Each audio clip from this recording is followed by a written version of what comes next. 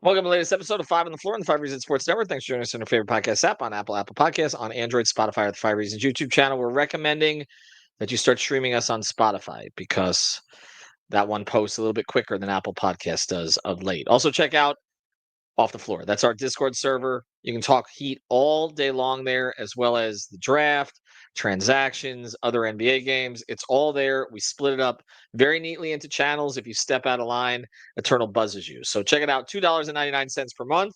Link right here in the description. You can cancel at any time. Also, check out Prize Picks. Use the code 5FIVE. Play it throughout the NBA playoffs and the Stanley Cup Finals. Panthers Oilers Part 2. I'd get in on some of that stuff on Prize Picks while you can. Use the code 5FIVE, put down your 5, you get 50 to play. And this is legal in the state of Florida. And now, today's episode.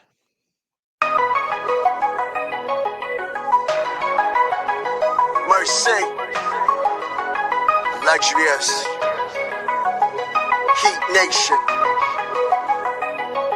yeah, Mercy and Lago, down to Biscayne, yay, five on the floor, ride for my dogs, where here's the thing, you can check the score, hustle hard, couple stars, wearing bubble frauds, down to Biscayne. Kept the flow playing, got it all band. Y'all seen the block, stop with one hand. And Pat we trust, it's power, have the guts. We're here to bring the heat, y'all can hang it up. Welcome to Five on the Floor, a daily insider show on the Miami Heat and the NBA, featuring Ethan Skolnick, Greg Sylvander, Alex Toledo, Brady Hawk, and others from the Five Reasons Sports Network. Also, make sure to subscribe to Off the Floor for the most heat anywhere.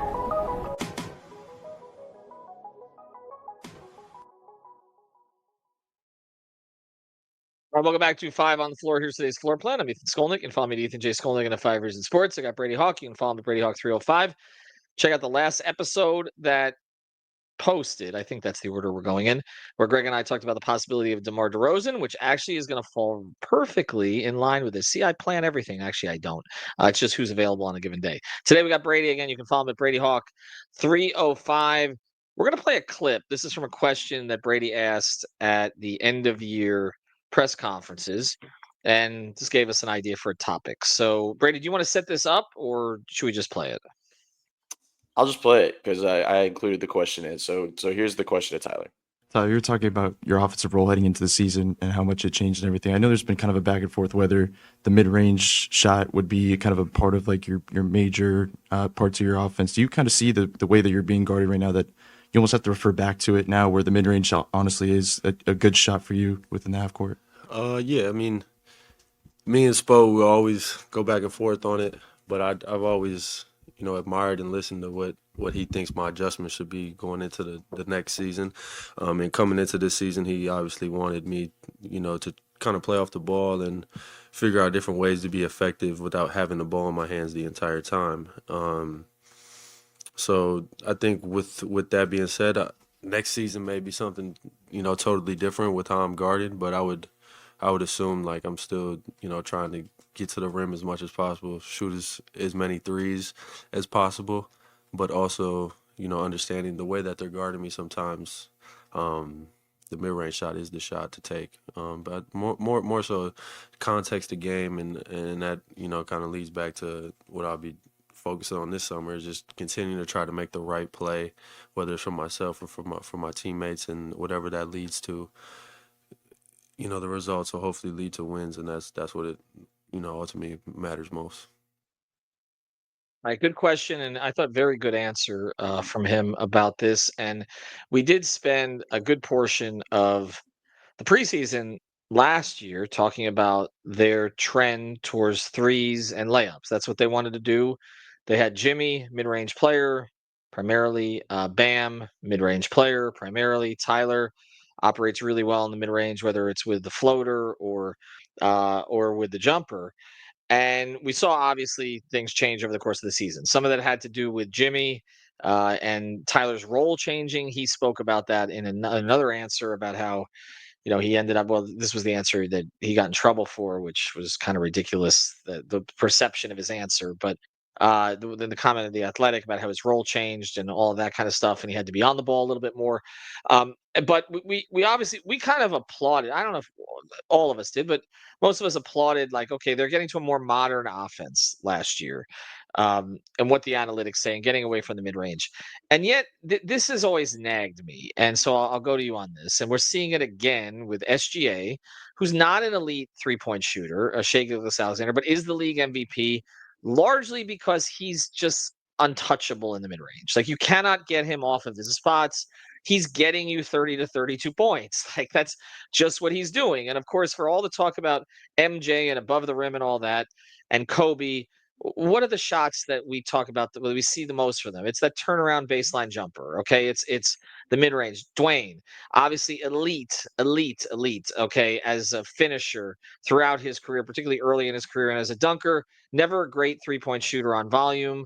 But when he got to that spot, left side, just a couple steps left of the free throw line, it was in. Like, that's just, you got his spot. And so I'm wondering if this has swung too much the other way in our perceptions of what is good basketball, because he's right. Tyler's right. Like, what they give you sometimes does end up being the best shot if it's open, and that is the mid range. And Kawhi Leonard won a championship for Toronto, basically knocking down mid range jumper after mid range jumper. Did it for the Spurs in 2014.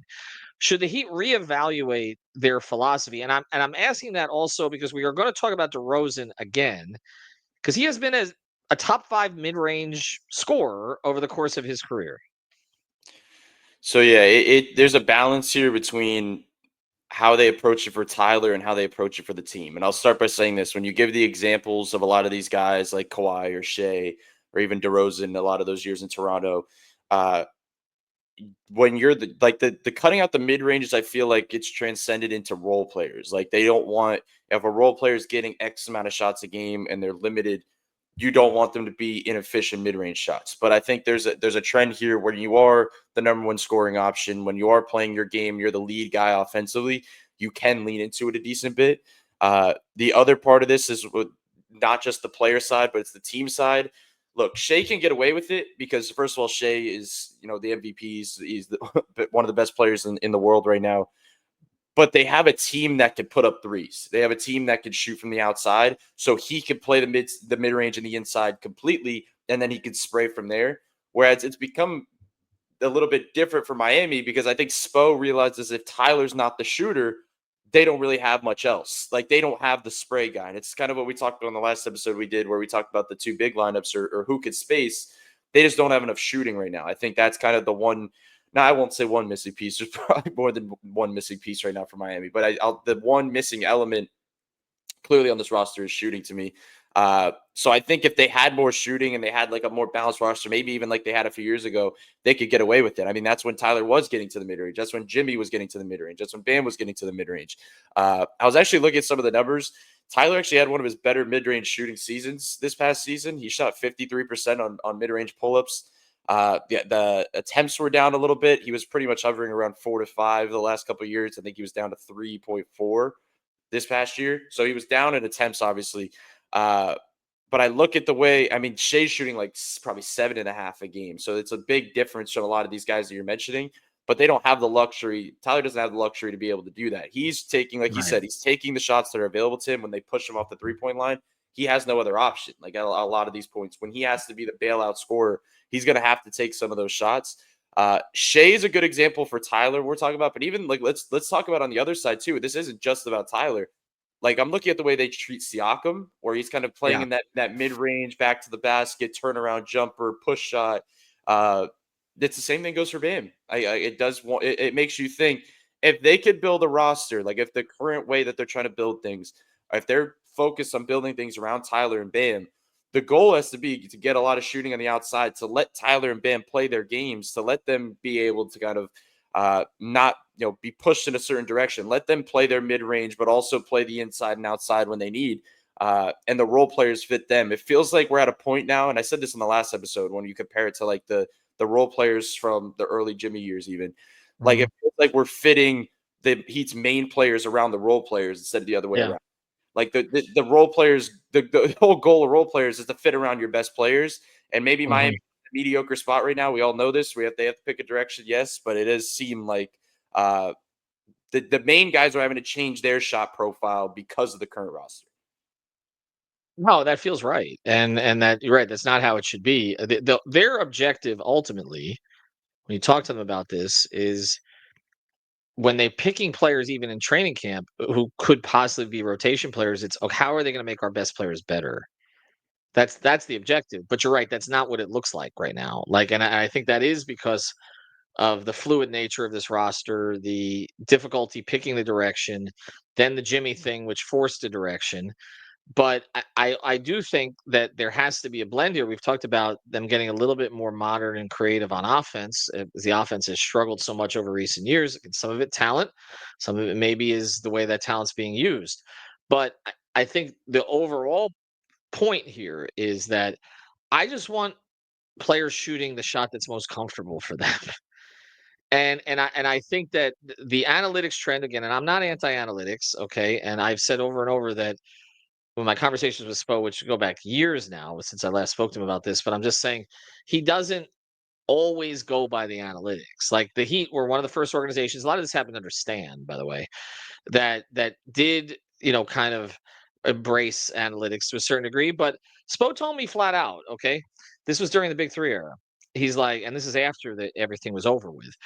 He's like, if I went by the analytics, UD would not have played against Indiana in 2012, and he went 8 of 9 twice in that series. If I went by the analytics, I wouldn't have played LeBron with Wade at all late in the 13 or 14 seasons because the plus minus, the on off numbers with the two of them together were not good. LeBron's best lineups a lot of times were LeBron with four shooters. Like that, those were the best, those were the most destructive lineups for the Heat with LeBron at the four and Wade off the floor. Okay. So this is, but it's another promotion for our Discord. But that's the uh so they don't he doesn't necessarily he's not a slave to analytics. The analytics have been saying for a while threes and dunks, threes and layups, and they did trend in that direction, but you have to have the right players for it. They don't have great finishers. So it makes the whole layup dunk thing challenging. And then, as you mentioned, they don't have enough shooting. And so I would just like them to get to a stage where they have players who are good at whatever it is that they're supposed to be doing. Let me ask before we go to the other side of this. How does Wiggins fit in here? Because we don't even know if he's going to be here, but he is under contract for 30 million. We talked a lot about Jimmy, Bam, Tyler occupying the same spots. Eh, Wouldn't Wiggins occupy some of those same spots? Yeah, I agree. I think I'm thinking back to this past season. I mean, he did a lot of obviously spot up shooting work from the outside. The one of his best moments, I feel like the one shot that I don't feel like he ever missed was like that little mid range right side step. Like once he like sidestepped to that right in that mid range, he was a bucket in that area for the regular season. So, but a lot of his stuff, I mean, it's so hard to measure Wiggins' season or his role with this team because it was just so all over the place. He was in and out of the lineup. He was not used in the same role from a game to game basis. Like I said, sometimes he was spot up shooter. Sometimes he was a low post guy where he gets to a push shot.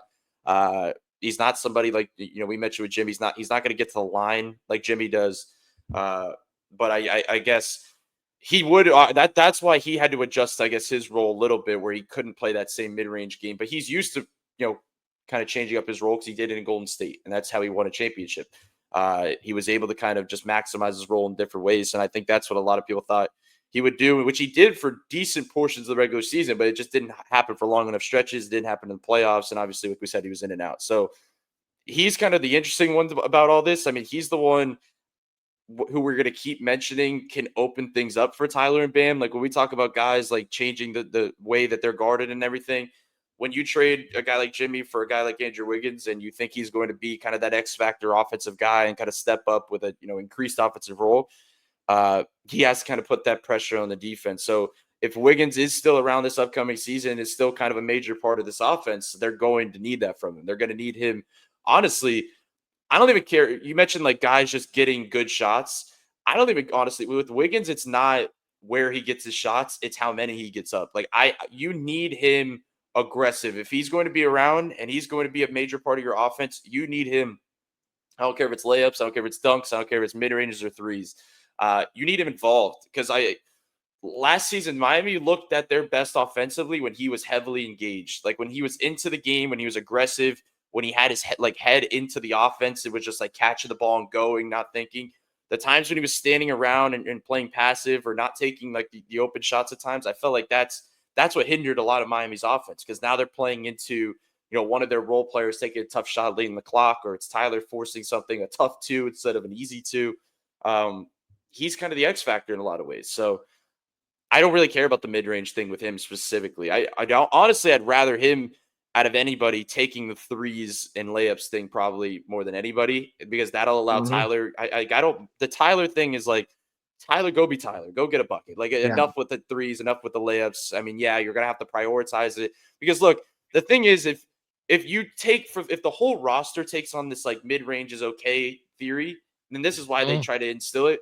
I mean, they're going to get left in the dust by a lot of these teams that put up all these threes. I mean, the way Yeah. the league is trending, I know we're saying it's kind of trending back with certain players. It's not trending back with with all teams. I mean, teams are still putting up Yeah. insane amount of threes, and it's Miami doesn't have the capability of doing that. They're not going to be like that type of volume 3-point shooting, because, like we said, the roster isn't made for that right now. Mhm. But if they don't put up, like as Spo always says, get the 40. If they don't put up 35 to 40, they're not in any of these games. They have to get up good threes. Yeah. Well, again, we were talking about an athleticism deficit to a certain degree, playmaking deficit, and right now appears a shooting deficit. So there's a lot that they kind of have to overcome offensively. And I think again we're going to reevaluate this in training camp as we see who they have, and then what kind of game do they want to get to. You're right. And Boston just chucking up threes. I mean, and essentially that hurt them. I mean, it's not just the Tatum injury. They were struggling in that series prior to the Tatum injury because they had no other way to play, like, which was crazy considering the talent on that team. But we saw it all year. I remember Windhorst identified this early in the season. They were giving up big leads largely because they would just go through these shooting snaps that they were terrible, and they couldn't do what you think you could do when you have Tatum and Brown and Porzingis, which is go get a bucket another way. So there is a tendency to trend too much this way. Indiana plays a lot of different ways. I mean, obviously the three is a big part of what they do, but also you mentioned Siakam is someone that they can give it to him. He can go get one. Like that's you have to have that kind of player too. And again, this is all part of the roster building that the Heat need to figure out at this stage of what they currently have. All right, when we come back, we will talk more about this and kind of where we expect it to go. Before we do, want to mention Cousins Moving. You can find them at cousinsusa.com/5RSN. That's cousinsusa.com/5. That's the number 5RSN. You'll get 5 free wardrobe boxes. Those come in handy. You got all those extra shirts, you want to pack them. They'll do the packing for you too. They can work that out for you as well. cousinsusa.com/5RSN. 888-300-6683. Family business, really good people. You can see there if you're watching on YouTube. They got the Hard Rock guitar right behind them. Okay, this is like they're based here in Broward County. They'll service the entire area. But check them out. It's cousinsusa.com/5RSN. Reach out to them today. Um, okay, where do we think this goes, or are we waiting to? Everything's a wait and see. I mean, if they somehow got their hands on Durant, they're not going to tell him where to shoot from. Spo told this story many times, but 2016, what impressed Durant so much in the meeting with the Heat and why he actually did consider the Heat, well, before ultimately, joining Golden State, would have been a much different legacy conversation, but he might not have those rings. Um, was Spo went over with him how he worked with LeBron to improve LeBron's efficiency and how they could do similar things with Durant, who, by the way, is light years better than LeBron as a shooter. So I'm curious to see how that actually would have gone if it would have been Durant in 2016. I guess if it's him, just shoot, right? Find a shot. Nobody cares. Rise up, right? That's basically it. But barring that, on this roster, I don't know. Like, do you think he'll lean back the other direction this year a little bit? Not really. I think if anything, my prediction is he'll give maybe a longer leash to some guys, like saying like it's not as strict as it was coming into last year. Like it was pretty by the Yeah. book coming in last year, because I Yeah. think they wanted to implement a system, and honestly, a lot of it was Terry. Like they wanted to Yeah. kind of tame his mid range shooting. It was also Tyler, because I think they wanted to maximize and just get his 3-point attempts up. But like you said, with the we see the way he was guarded. We see the way that this roster is being defended. They're not going to let Tyler get 10 threes a game. Like it's just it was tough. It was like once it got to the end of last season, like he was struggling to get to 7-8. Like it was a lot different. So I think they'll give a longer leash to like letting that like guys like Tyler figure it out, like just like let him be himself. But I still think they are going to want the threes and layups thing. They're not just going to just go full on, pickup out there. They're not just going to let guys, like I said, this isn't, I feel like that's why I think like Terry was a role player for this team, even coming Mhm. into last year. It was more for guys like that to say like they just can't have Jaime Jaquez and Terry Rozier, and this was before they had rough seasons. Yeah. I'm talking about Yeah. before that, to just let them take a bunch of mid-range shots. Like when you're role players around these guys, you have to kind of be outside, inside, or inside out. Like you cannot be playing, in that mid-range specifically the entire time. So that was implemented for that. The way they treat it this season, I think it definitely is roster based to see what they have around. If they Mhm. add more shooting, it makes it a lot easier. Like I keep saying that, but I really do believe that. I'm interested to see what they do. I keep saying about the draft. Like the more I think about the draft, I think they could add a shooter. Maybe not like a specialist shooter. I know they've been the couple guys have been marked in their range, but just some type of shooting in the draft, because if they have to move forward, they have to get that. They have to get outside shooting. So the question is, we did the episode on Bam or Where, like who steps out and spaces the floor. I'm more interested in that factor of how Mm. that impacts Bam's mid range and how that impacts his Mhm. inside game. I mean, he had a pretty down mid range season. Like he was, I mean, pre All Star break, it was rough. Like could not get the mid range to fall for large portions of the season. It started to kind of see a pickup in like midway through the season. Uh, I'm interested to see what his role looks like, because look, let's be honest. Like if we're talking, I don't think Kalel and Bam are going to see like these massive progressions from three all of No. a sudden, where they're just like these flamethrowers from outside. So realistically, it's going to be pretty similar to last season with just like a few improvements. Bam doesn't really have the ability to just spam mid ranges in those lineups, with Mm. Kalel kind of mucking up the inside, being the role guy, all of that stuff. And if Kalel is spacing, the guy's helping down anyway. So it makes it a little bit tougher. So I'm interested to see the way Bam leans into it, because as you said in that one episode, it almost feels like Bam has to be the guy that, as Tyler's turning it into threes, Bam has to say, let's turn these threes and mid ranges into attempts at the rim, putting my head down, Right. trying to get to the line. Uh, Mhm. that's another factor here, because when you settle for mid ranges, aside from Shea, as we know, because he can get to the line no Mhm. matter where he's shooting, uh, you don't have the ability really to get to the line from that spot on the floor. Like they don't have that Mhm. guy. They need more free throw attempts on this roster. Like I said, Wiggins was not getting to the line a ton. Bam, I thought would get to the line more. He did early in the season. It kind of tailed off. Tyler was actually the big jump, because he had like that sweep through move. He was aggressive, putting his head down. I think the All Star nod actually helped his ability to get to the line and get the respect of the referees. But aside from Tyler, like they don't have that guy, so they're going to have somebody put their head down a few, and that's probably going to have to be Bam. I know there was some clips going around on Twitter yesterday where it was like skinnier Bam from earlier, and his I how saw that. quick twitched he was and everything, driving to the Right. basket. Like they need that type of version where he like doesn't second guess, pump fake, and fade away. Like Mhm. just go to the Mhm. basket, go put your head down. If you go to a spin move, go right up and try to dunk it or lay it in. Like just quick twitch moves. Because as we've been saying since his second year, nobody could guard him or stay in front of him Right. when he's confident, and uses his quick feet to these slower bigs and all that stuff. So there's a part of us where we're sitting here starting the show saying they have to lean into the mid range at times and not be so by the Mhm. book. But there's also the point of like that can also get you in trouble. Like if you lean into Yeah. it too much, then now you're not getting to the basket as much. Even if you're not a good finishing team, you have to try to get there, try to get to the line, or try to get easy buckets, easy points around the rim. So it just goes for certain guys. Honestly, that's why I asked Tyler about it, because I feel like Tyler deserves the most leeway with it, Mhm. uh, because he has it so tough with the way he's being guarded. But everybody else, uh, I don't think it's going to change a lot from Spo. I think it's still going to be pretty by the book. So much of this is what roster they bring in. They've had different offensive styles over the years. Obviously, you look at the big three, where first it was LeBron and Dwayne kind of tripping over each other, trying to figure out who should have the ball at the top, taking turns with that, until Spo kind of figured out this inverted, you know, post up and then pace and space. Get Battier in free agency. They get Allen in free agency. They create the space around them, the shooting around them to make it work. You look at the 16-17 team. the driving kick game with Goran and Dion, the 7-11 game.